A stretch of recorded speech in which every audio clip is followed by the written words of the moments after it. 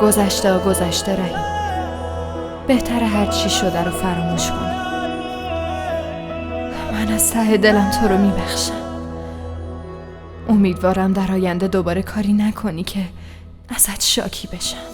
आस की नदी से खाली प्यास ही मिली है, छाँव भी दिखी तो वो भी धूप की जली है।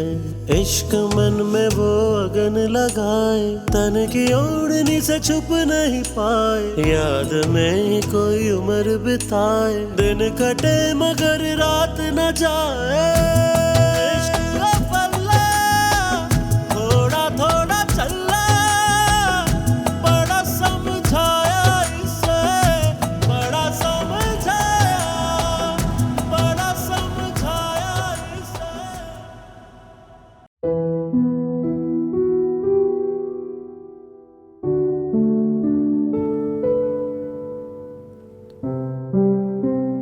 هی وایسا، اونجا رو نگاه کن. رحیم اونجا نشسته. اگه اعتراضی نداری ما هم بریم پیشش. نه، چرا اعتراض کنم؟ بیا بریم. داری جدی میگی؟ بیا بریم. وای باورم نمیشه. میتونم اینجا بشینم؟ آره راحت باش.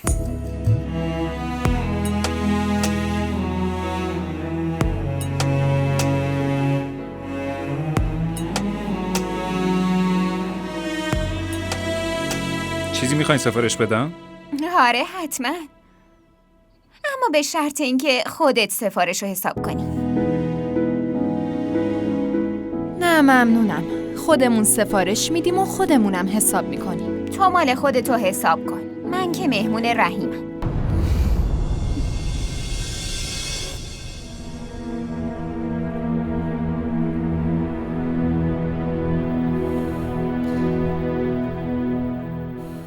چه خبره؟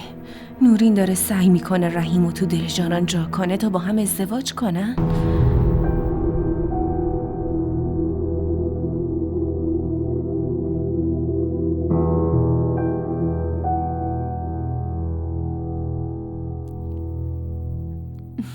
ای وای، رحیم و جانان سر یه میز نشستن.